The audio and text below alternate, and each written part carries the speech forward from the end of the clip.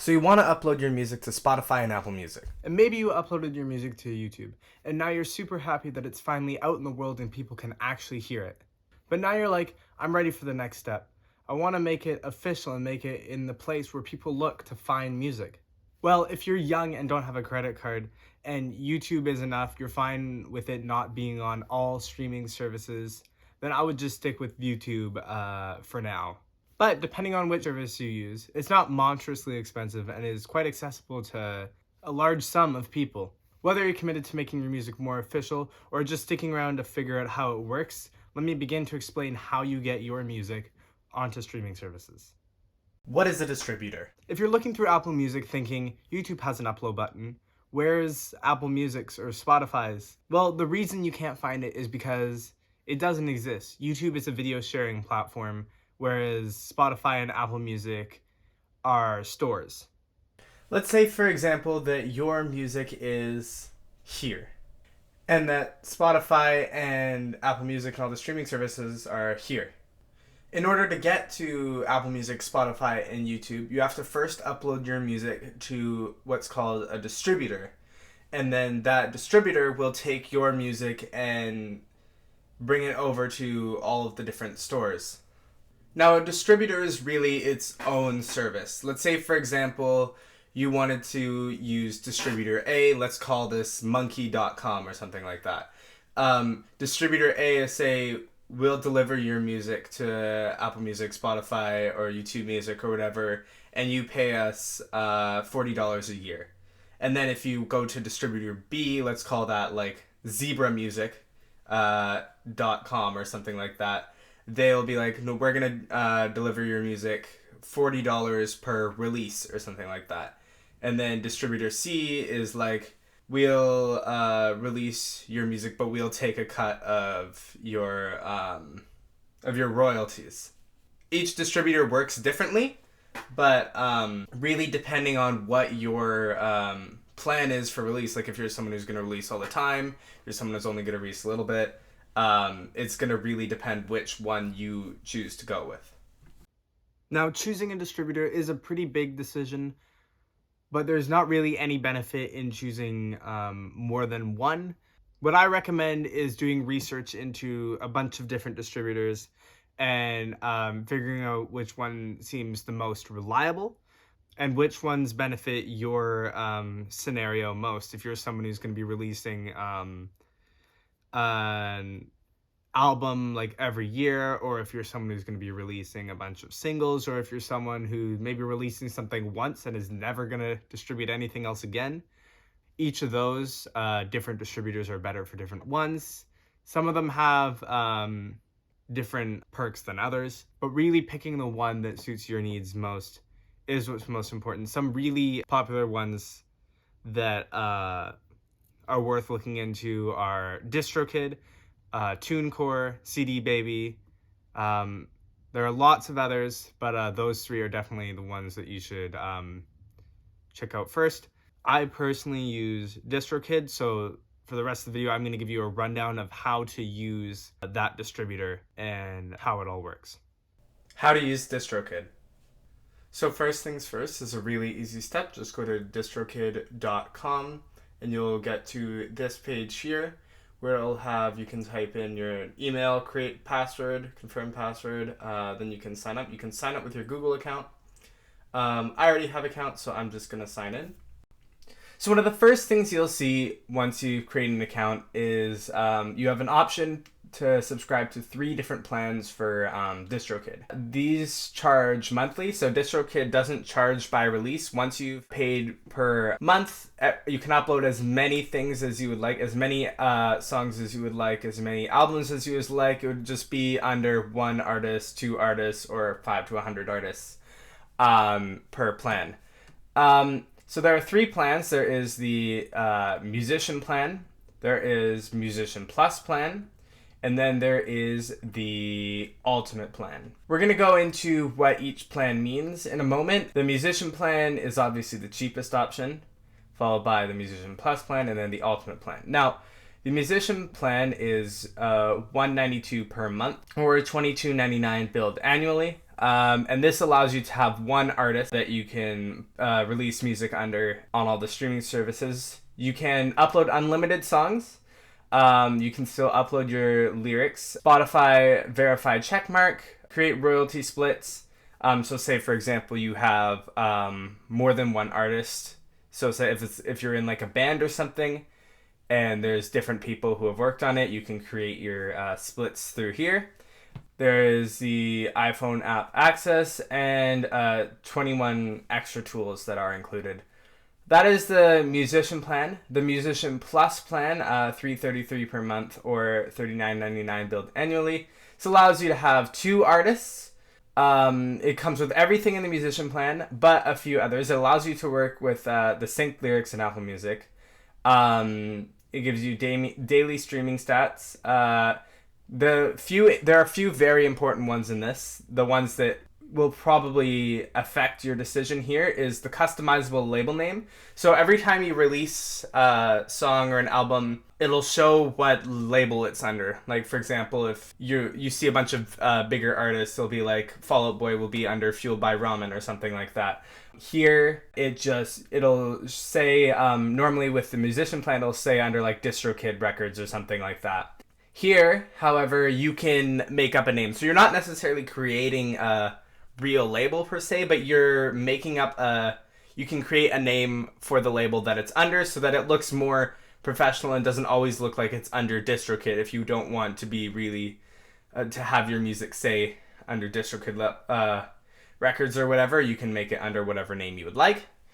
And then there is also customizable release dates. This one is very important as it really helps you to promote your music and get people excited for when something's coming out. This is probably the one that most small artists would want, is to be able to customize when the release day is. With the musician plan, it kind of is just like if you upload a song, it'll come out as soon as they figure out how to put it out. So it'll be like a couple days or a week or something like that. Musician Plus plan, if you plan far enough ahead, like 4 weeks or so, you can choose, I want this release date, and then everything will come out on that day. Customizable pre-order date, customizable iTunes pricing. That is useful, though most of the time the default pricing is pretty good. And then iPhone app access, so similar stuff here. The ultimate plan is more like if you were a label with like a whole bunch of artists or something like that. It's significantly more expensive than the first two. Most of the things are pretty much the same as Musician and Musician Plus, other than the fact that you get like 100 artists or something. What I would recommend going with as a small artist is the Musician Plus plan. Even though Musician plan is the cheaper option, it is close enough to the Musician Plus. Like one is $22, one's $39 per year. That it is worth paying the extra like $15, $17 or something to be able to customize the release date and create custom label names. I think those are important enough that it is worth that extra price. Not worth going for the ultimate unless you are a label yourself and are going to be working with like a whole bunch of artists. Really, the best option here is the Musician Plus plan, in my opinion, though it really depends on what you are going for. So once you have a Distrokid subscription or whatever, you're going to see this page here. I already have music uploaded. If you don't have anything, you're not going to really see anything here. But essentially, this page allows you to see all of your releases, everything that they've been released to, stuff like that. You can upload music videos. We don't have really the option to upload music videos. Those are kind of an add-ons. There are lots of add-ons to DistroKid. I personally don't use any, but there are a few that are sometimes worth checking out. Uploading music videos is a lot more pricey, and so I would just stick with just music and just use YouTube for music videos. So you can go here, this is my music. You can check your stats here, splits here. You can, if you need to upgrade what type of subscription you are here. Up here is more, this will show you your royalties or stuff like that. Over here, there's a couple other things. So they give you some promotion tools. certain other things here. We're not really going to go into these right now. A couple other things, credit card information, stuff like that. The cover song licenses, that's something that Distrokid has some ways of helping with that. But let's go over to upload and upload music so I can show you how to upload music to streaming services. Uploading your music on Distrokid. So when you get over to the upload page for music, you'll see that there are a bunch of checkboxes here with all of these different streaming services here. I would leave this as is unless you say for example, you really don't want your music on Apple Music or something like that. You can uncheck that. Or if you really don't want your music on Amazon, you can uncheck that. But I would leave this as is. This is pretty good. Now, if you're releasing an album, you can choose how many songs are in the album. You can go up to 35 on DistroKid. Has the single been previously released? So say, for example, if you were releasing an album here, if you're releasing it and it came out like 4 years ago something, but it just wasn't on streaming services, then you can say yes, and then you can customize what date it came out. Customize your artist name here. Here you'll have some questions. So is your artist already on Spotify? For me, my artist is. So you can go down here. Artist already on Instagram. I said no. Facebook, no. You'll have the option yes or no, but once you started releasing music, it'll realize that you are, and it'll already check these off for you. Release date. So this is how you choose your release date. I recommend choosing a release date at least 4 weeks in advance, because that gives it time to make sure it releases on time on multiple streaming services. Generally 1 week is still okay. 1 week won't result in too many like mix-ups or whatever, just maybe on some of the smaller streaming services. Generally Apple Music and Spotify will be fine. YouTube Music is generally right away. Some of the other ones probably won't be as on time, but 4 weeks is generally the best amount of time you can give it to make sure it's releasing on time. Here we have the record label name. So here I can type in, for example, like Local Discography Records. And then I can leave it like that. I'll show what record label it's under. Here you have album pricing. You can choose the album price here. I normally will just leave it as the default, because the default is a pretty fair pricing. Language, if your album is in a different language, you can select that here. Primary genre, so you can select your primary genre, and then if there's another genre, you can select your secondary genre. Here is the how you upload your album art. This is where most music will get rejected from stores, because yes, they can get rejected from stores. This is generally where that happens the most. It recommends that your album art is 3000 by 3000 pixels in a JPEG format. It says here, though, it is just a recommendation. They accept most image sizes. However, pixelated images, artwork that contains website addresses, so URLs, Twitter names, or any images that are pixelated, rotated, or poor quality, those things can also be rejected from stores because they just don't look as professional. So with prices or store logos, so don't put the iTunes or Spotify logo on your artwork, or please don't reuse the same artwork for multiple albums.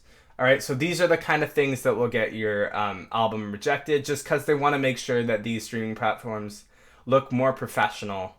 And so they want to make sure that you're using a professional artwork on your album. And that really just means no like super pixelated images, stuff like that. You also have to make sure that you own this artwork. So you can't have found this on the internet somewhere. This can't be anyone else's images. This has to be your original artwork.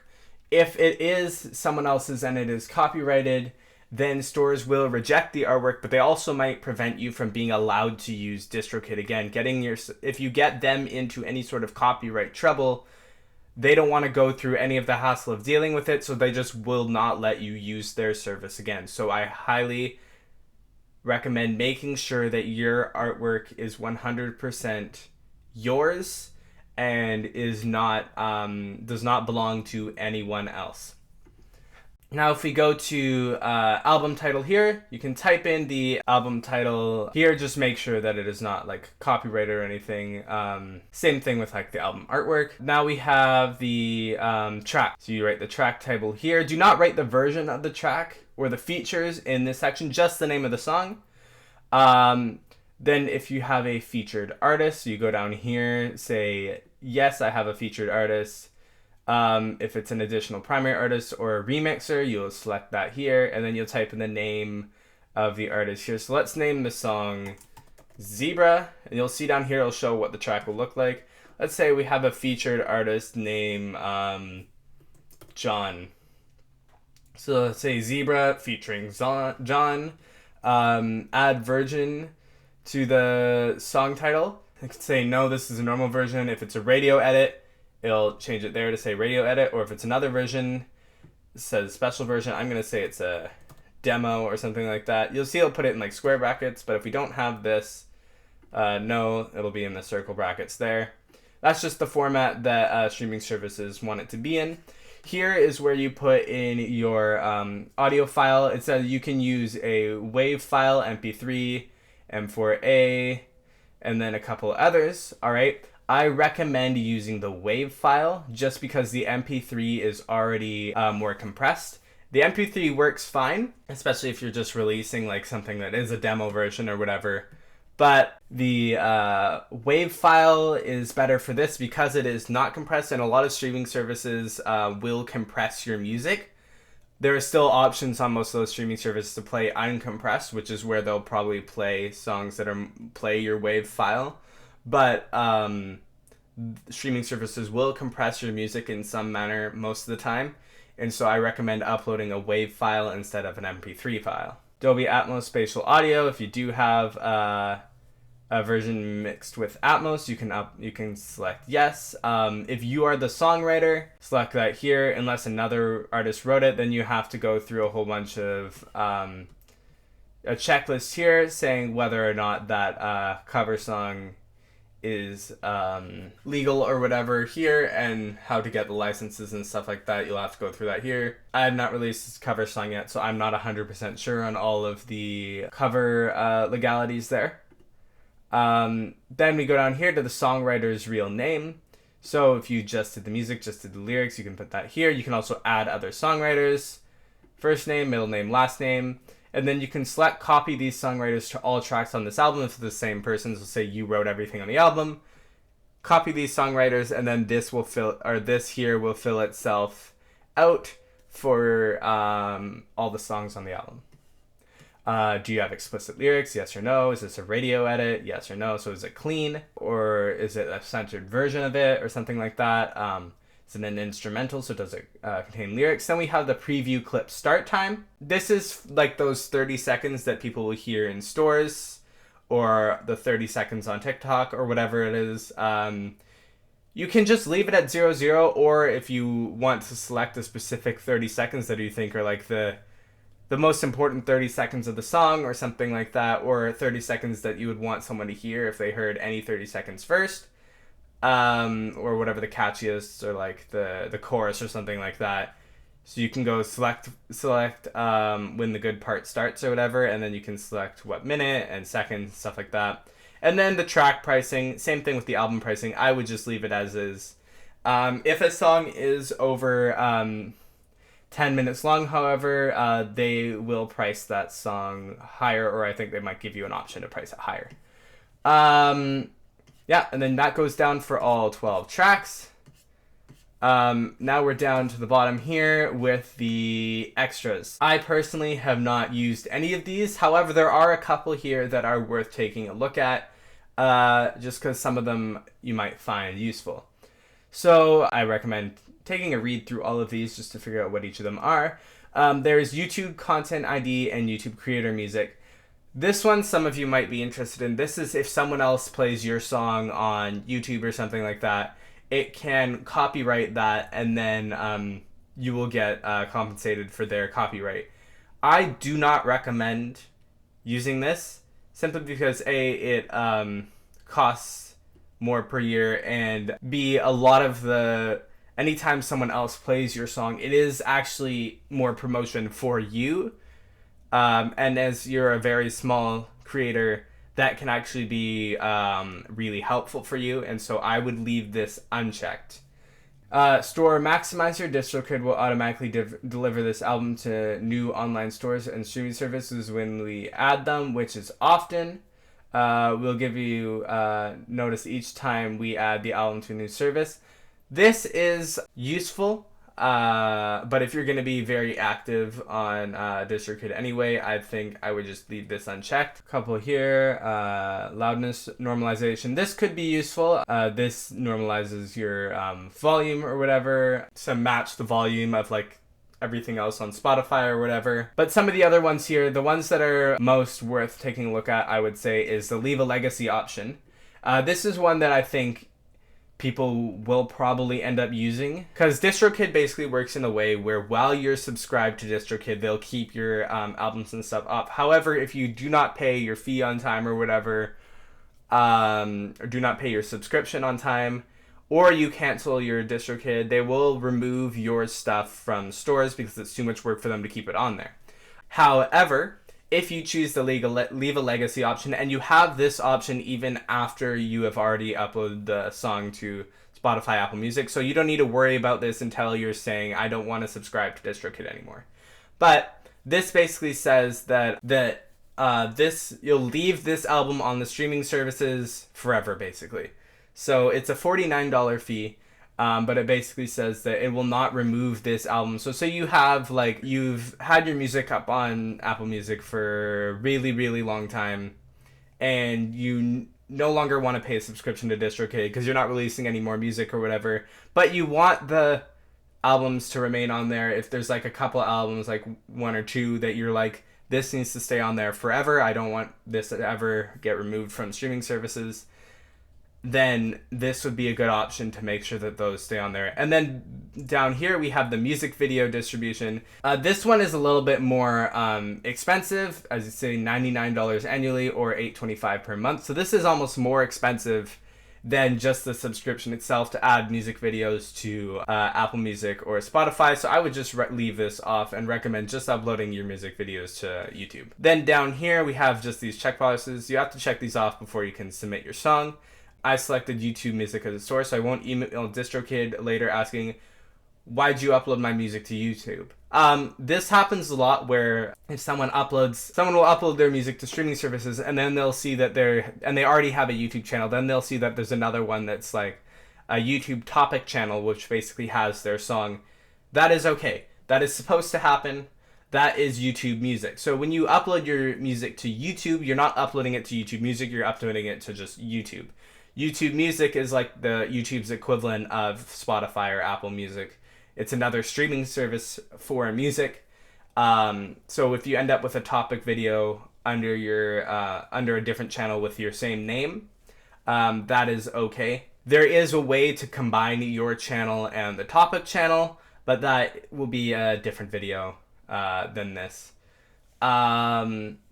Then I recorded this music, and I'm authorized to sell it in stores and collect all royalties. Make sure everything is yours. I am not using any other artist's name in my name, song titles, or album titles without their approval. And I have read and agreed to the terms of the Distrokid distribution agreement.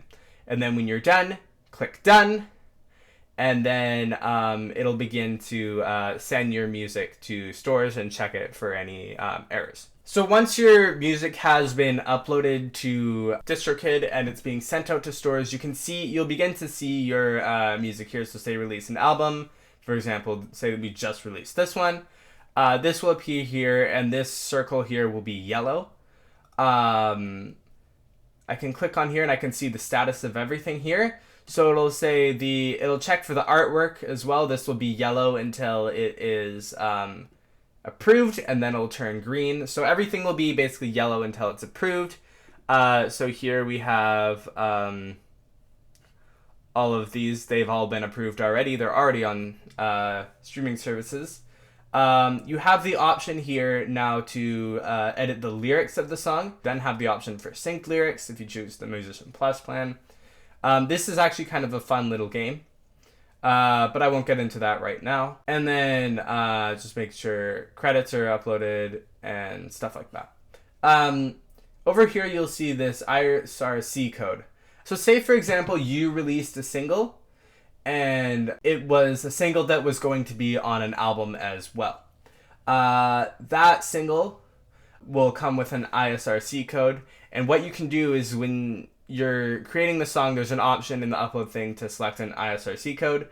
Type in the same ISRC code that you were for that single, as long as it's the exact same song. If it's a different version of the song, don't worry about it, but if it is the exact same audio file, then using the ISRC code, it'll show streaming services that they are indeed the same song, and it'll just count the streams and stuff together instead of counting them separately.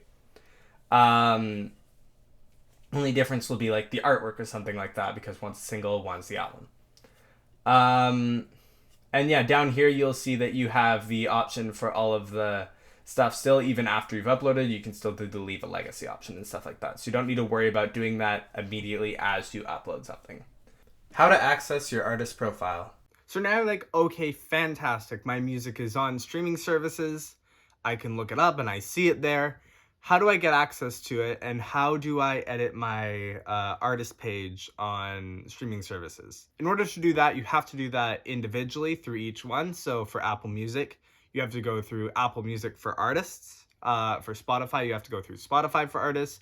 And for YouTube, you have to create what is called an official artist channel.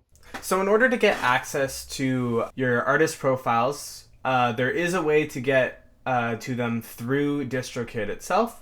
Head over to this tab over here, click on this, and then go down to Special Access. Opening up Special Access, you'll see Spotify for Artists, Apple Music for Artists, Tidal Artist Home, YouTube Official Artist Channel, and many other accesses. But we're going to start here with YouTube Official Artist Channel.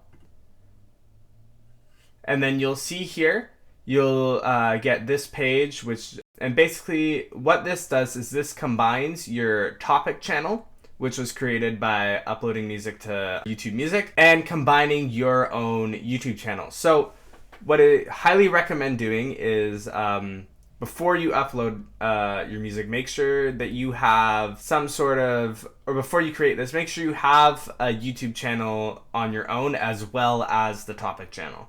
So one, maybe this is where you upload your music videos, live stuff, and maybe also just your songs as well, with like just a picture of your album cover or something on them.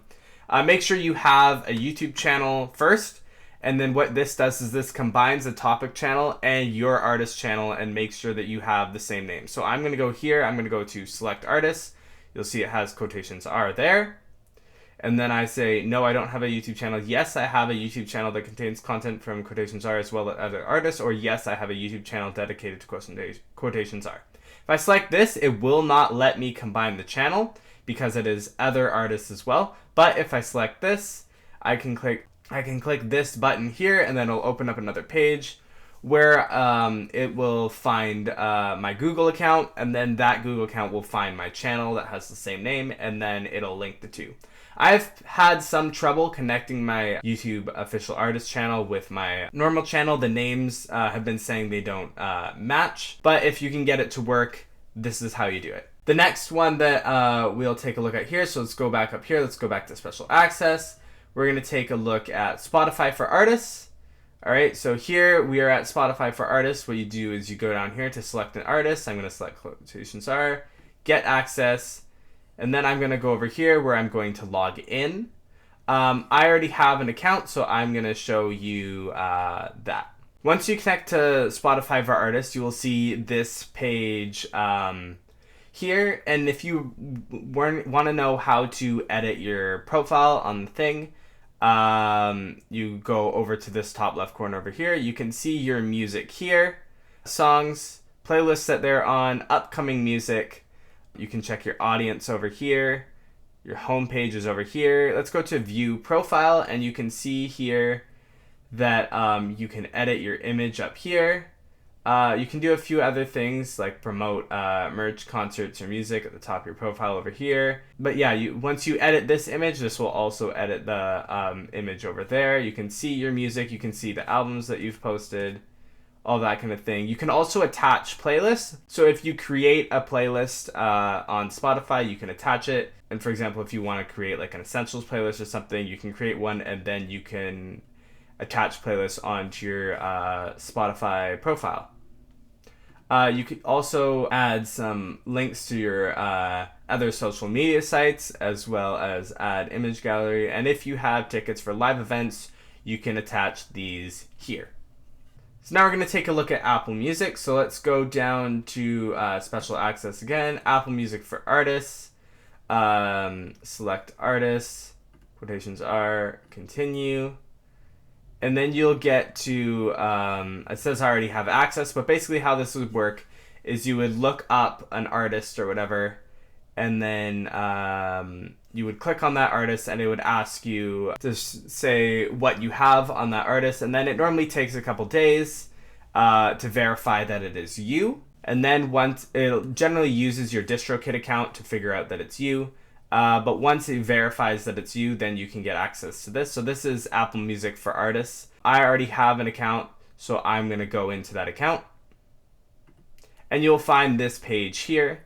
This page here will have, it has options to promote your stuff. It has some of your songs, your albums are down here. You can say here, overview. It'll give you your trends, places, music, all of that kind of thing. But one thing, if you want to figure out how to edit your artist profile, go to artist content, artist profile, and then you'll see here you have your image right here, which is really the only thing that you can edit besides going down here to your Q&A stuff. There are a few guidelines for your images. Your head has to be in the middle of the image. So right along here, it'll give you, here, if you see the view image guidelines, your artist profile picture is displayed next to, so it'll show you a demonstration here.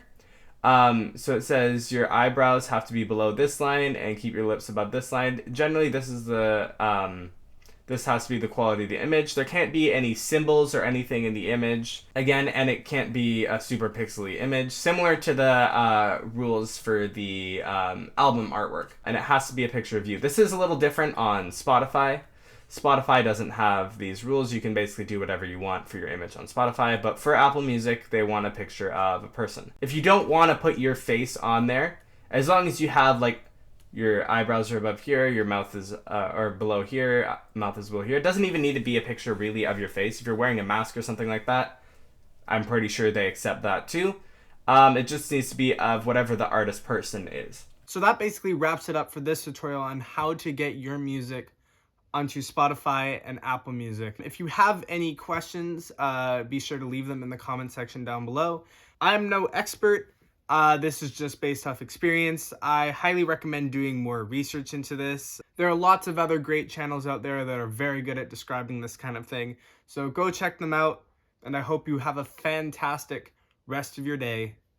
Adios.